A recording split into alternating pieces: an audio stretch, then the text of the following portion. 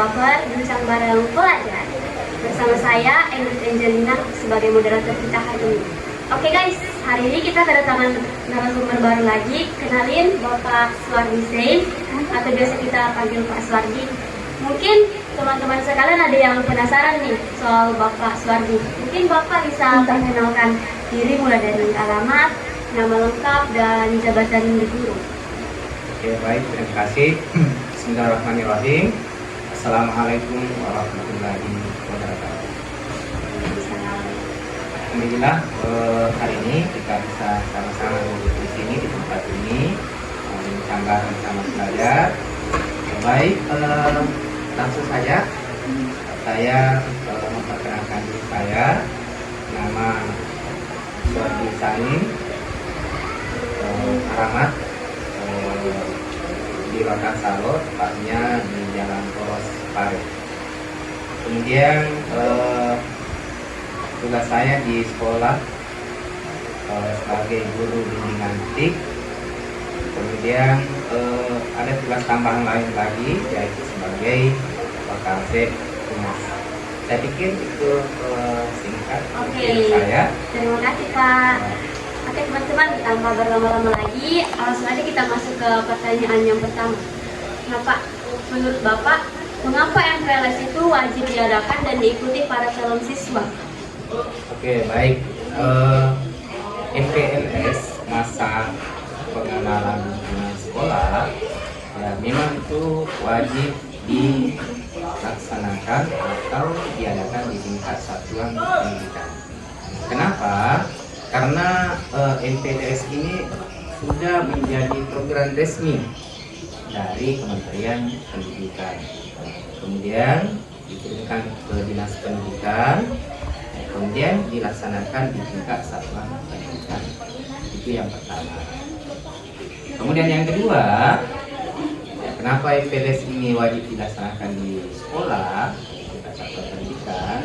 Ini tentunya untuk membantu siswa baru khususnya beradaptasi dengan lingkungan sekolah. Ya, kenapa? Karena lingkungan baru itu tentunya ya serba ya baru. Ya. Kenapa? Ya harus kita tahu di mana posisinya, di mana tempatnya, siapa-siapa di situ, itu lingkungan sekolah yang baru. Kemudian tentunya anak-anak yang mengikuti MPLS ini tentunya bertemu dengan ya teman-teman baru, ya, teman-teman baru dari berbagai daerah, dari berbagai suku, agama, ras, karakter berbeda. Nah, di MPLS inilah mereka dipertemukan, ya, kemudian saling mengenal. Kemudian juga di MPLS itu ya peserta didik baru itu diperkenalkan sistem pembelajaran yang mungkin berbeda dari sekolah asalnya. Ya, mungkin ketika di SMP itu ya sistem pendidikan berbeda. Kemudian naik tingkatan selanjutnya di SMA ya tentunya ada sistem pembelajaran yang berbeda. Nah, di MPLS inilah itu anak-anak diperkenalkan, disampaikan di masa pengenalan lingkungan sekolah sebelum masuk ke proses pembelajaran selanjutnya. Kemudian yang berikut, ya, kenapa MPLS ini wajib dilaksanakan? Ya, Nanda Endrit ini itu untuk memberikan pemahaman awal tentang tata tertib. Ya, tentunya setiap instansi, setiap satuan pendidikan itu tentunya mempunyai tata tertib. Ya, disinilah kita mau menyampaikan tata tertib dari awal. Kenapa? Karena untuk untuk kedisiplinan siswa. Ya, mereka masuk jam berapa, mereka istirahat pukul berapa, sekolah, istirahat, kemudian pulang. Kemudian pakaian, atribut yang digunakan, ya, itu semuanya disampaikan di MPLS. Oh, jadi MPLS itu penting banget ya Pak buat pengenalan siswa baru, biar bisa bergaul dengan lingkungan baru. Oke, pertanyaan kedua nih Pak, apa tujuan utama dari MPLS? Ya, baik, pertanyaan yang sangat bagus dari Nanda ini. tujuan utama dari MPLS ya, hampir sama tadi dengan kenapa ini wajib dilaksanakan. Tentunya ada tujuan utama ya, kenapa MPLS ini ya dilaksanakan di satuan pendidikan. Yang pertama, itu setiap sekolah tentunya mempunyai visi dan misi yang berbeda. Nah, disinilah kesempatan sekolah untuk menyampaikan apa sebenarnya visi dari satuan pendidikan itu. Apa misi yang dilaksanakan dari satuan pendidikan untuk mencapai visinya. Kemudian budaya sekolah, kultur, culture. Ya, ini tentunya disampaikan lewat forum ini. Dari awal disampaikan untuk siswa baru. Itu yang pertama ya. Kemudian yang kedua, tujuan utama adanya MPLS ini membangun rasa kebersamaan. Ya, kita di sini adalah satu keluarga. Ya, kita di sini disatukan di satuan pendidikan. Walaupun berbeda asal, suku, ras, agama, budaya, daerah. Nah, di sini kita disatukan di satu tempat. Di sini ibarat kita di satu rumah tangga. Yang satu sakit, yang lain juga merasakan sakit. Yang lain senang, kita juga merasakan senang. Teman-temannya berprestasi, semuanya bangga dengan adanya prestasi dari teman-temannya. Itu tujuan utama dari MPLS yang kedua. Kemudian yang ketiga, ya, dari tujuan utama ini memberikan orientasi pendidikan, kegiatan ekstrakurikuler dan fasilitas sekolah. Nah, di MPLS ini itu semua fasilitas dijelaskan, disampaikan di forum ini. Ya, namanya juga siswa baru beradaptasi dengan lingkungan baru, mereka tentunya masih asing dengan lingkungan itu tadi. Ya, gitu nah. Jadi makanya MPLS ini dilaksanakan. Itu tujuan utamanya. Diperkenalkan, oh ini posisi WC ya, ada yang terkecil.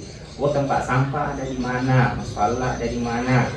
Ya, kemudian ruang belajar di mana, termasuk lab-lab yang digunakan.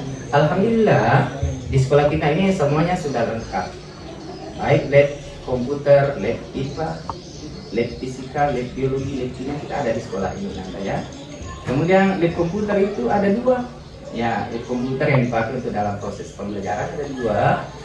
Ya, ditambah lagi adanya lab multimedia. Ya, alhamdulillah kita sudah lengkapi fasilitas di sekolah kita. Tinggal nanti ya bagaimana kita bisa memanfaatkan fasilitas itu, termasuk sarana olahraga. Ya, alhamdulillah di sekolah Nanda ini, sekolah kita ini yang kita cintai sama-sama. Fasilitas sekolah kita ini sangat mendukung. Fasilitas olahraga di sini sangat lengkap sekali. Alhamdulillah mulai dari futsalnya, basket, voli, lacrosse, tenisnya dan sebagainya. Alhamdulillah. Ya, di sekolah kita ini ada. Ya Pak. Sebagai salah satu panitia waktu MPLS, saya juga melihat kebersamaan di antara siswa gitu Pak. Jadi tidak ada yang mandang-mandang daerah mana atau agamanya mana, semuanya bergaul jadi satu. Nah, itulah bagusnya MPLS. Kita satukan di sini, di rumah besar SMA Negeri 4 Sidra. Iya Pak. Kita lanjut ke pertanyaan ketiga.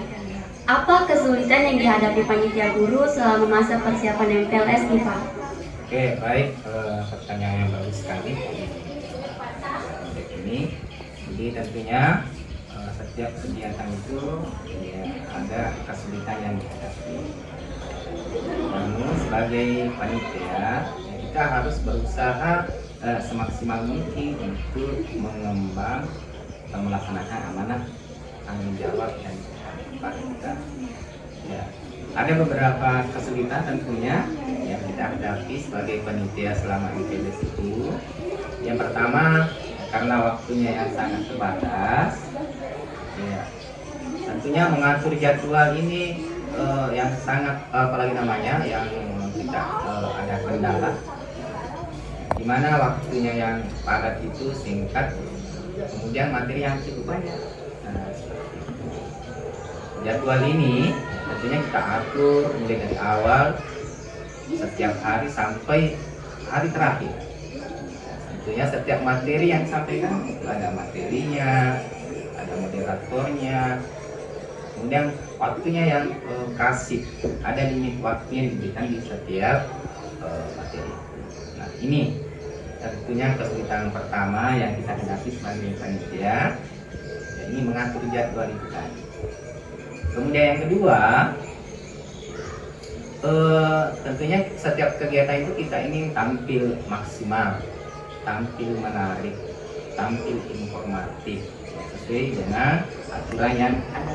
Nah, disinilah kita berusaha, kesulitan kita ini bagaimana keterbatasan yang kita miliki itu dan kita bisa tampil maksimal. Nah, ini termasuk kesulitan yang kita hadapi.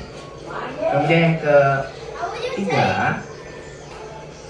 tentunya koordinasi antar guru, staf dan panitia yang lain itu ada kendala biasanya karena masing-masing ada aktivitas yang lain, aktivitas yang berbeda. Nah, di sinilah juga kendala koordinasi. Kemudian yang ketiga, yang keempat,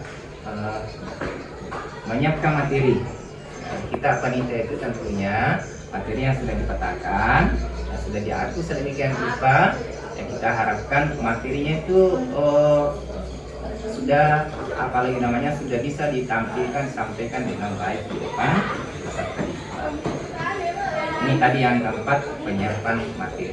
Nah, itu ada beberapa kendala yang kita hadapi selama kegiatan itu. Wah, susah juga ya jadi panitia. Ya, Keren juga semua guru yang jadi panitia karena bisa menyiapkan sampai dari pra sampai MPLS-nya ya Pak. Iya, betul sekali.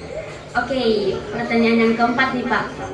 Adakah perencanaan pemberlakuan peraturan baru untuk menertibkan siswa baru tahun ini? Ya, baik. Nah, tentunya beriring dengan waktu, tentunya selalu ada perencanaan yang ingin diberlakukan. Yang pertama itu ada penyesuaian dulu dengan peraturan berdasarkan evaluasi MPLS tahun sebelumnya. Ya, jadi MPLS yang kita lakukan ini kita evaluasi. Begitu juga tahun kemarin.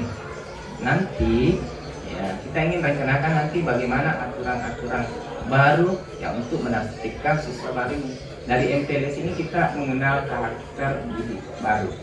Ya, dari berbagai elemen itu tadi, dari berbagai karakter, berbagai budaya yang ada. Nah, dari situ kita melihat, kemudian kita evaluasi, nanti kita akan merumuskan tata tertib yang apalagi namanya yang bisa diberlakukan. Tentunya tidak menyimpan dari aturan-aturan yang ada. Nah, seperti itu. Kemudian kita ingin satuan pendidikan itu adalah tugasnya membangun karakter dari peserta didik baru. Tentunya kita nanti fokus ya pada peraturan yang mendukung pembentukan karakter dan kedisiplinan positif. Ya, bagaimana siswa itu kita bangun karakter budayanya yang masih apalagi namanya itu bisa kita tingkatkan lagi, lebih disiplin, lebih jujur, lebih berintegritas dan sebagainya. Nah, kita nanti fokus ke situ aturan-aturan seperti itu. Ya, saya pikir seperti itu. Oh, jadi ada atau tidaknya pemberlakuan itu semuanya tetap untuk kebaikan siswa ya Pak? Iya, tentunya aturan yang ada tentunya untuk kebaikan siswa. Oke. Nah, yang terakhir Pak, Ya. bagaimana perasaan Bapak selama menjadi pelaksana MPLS? Senang atau capek mungkin? Ya, semuanya nanti bercampur dengan. Tapi setiap pelaksanaan kegiatan itu kita merasa bersemangat. Apalagi dengan adanya MPLS ini, masa pengenalan lingkungan sekolah, tentunya kita ini sebagai guru, sebagai panitia yang bertanggung jawab terhadap pelaksanaan kegiatan ini sangat bersemangat, antusias sekali menyambut siswa baru. Ya, tentunya setiap yang baru itu kita gembira, kita senang. Begitu juga dengan di satuan pendidikan ini, dengan adanya siswa baru, ya tentunya kita bersemangat, ya, antusias sekali menyambut kedatangan anak-anak baru kita itu. Seperti itu yang pertama. Kemudian yang kedua, ya tentunya harus ada rasa tanggung jawab. Ya, kenapa? Karena MPLS ini adalah kesan pertama. Ya, kesan pertama dari peserta didik baru yang memasuki lingkungan baru. Nah, disinilah ya kita harus apalagi namanya menampilkan sebaik mungkin di depan siswa didik baru. Jadi itu pesan pertamanya ya. Kemudian tentunya seperti yang kita lakukan itu ya, tentunya ada perasaan lelah, capek. Itu sudah pasti ya, Pak. Benar, itu sekali. Kemudian kita sangat optimis ya. Dengan adanya MPLS ini akan membantu siswa baru untuk memulai perjalanan baru. Iya, tentunya ini mereka hidup di tempat yang baru, lingkungan baru. Nah, kita yakin, kita sangat optimis. Ini kita bisa membantu anak-anak kita ini untuk mengantarkan anak-anak ini ke jenjang yang lebih tinggi tadi.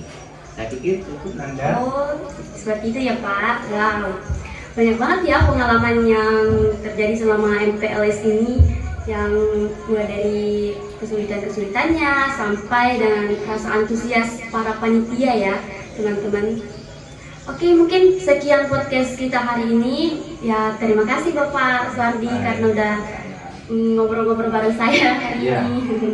Oke guys, segitu aja podcast kita hari ini dan jangan lupa nonton podcast selanjutnya.